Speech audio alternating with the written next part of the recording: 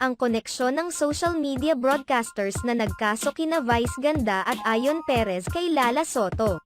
Lalong damadami ang mga taong nasasangkot sa issue hinggil sa pagpapasuspinde ng MTRCB sa It's Showtime.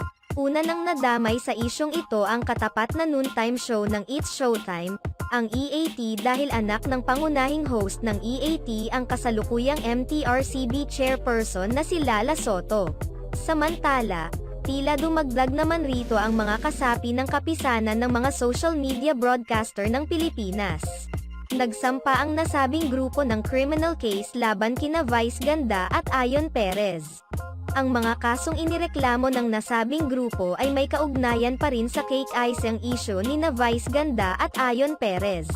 Nagbigay din ng pahayag ang abogadong kamakakatawan ng KSMDP. Nowadays, there have been countless proliferations of immoral, indecent, lewd, and vulgar shows, clips, TikTok, vlogs etc. that are being streamed on social media and sometimes in the traditional media.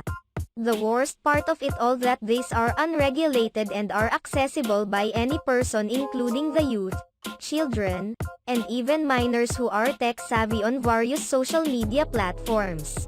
Just by the click of a finger, all these malevolent presentations are made easily available even on mere cell phones already. Lumalabas na ang reklamong ito ng KSMDP ay suporta sa inilabas na suspension order laban sa It's Showtime.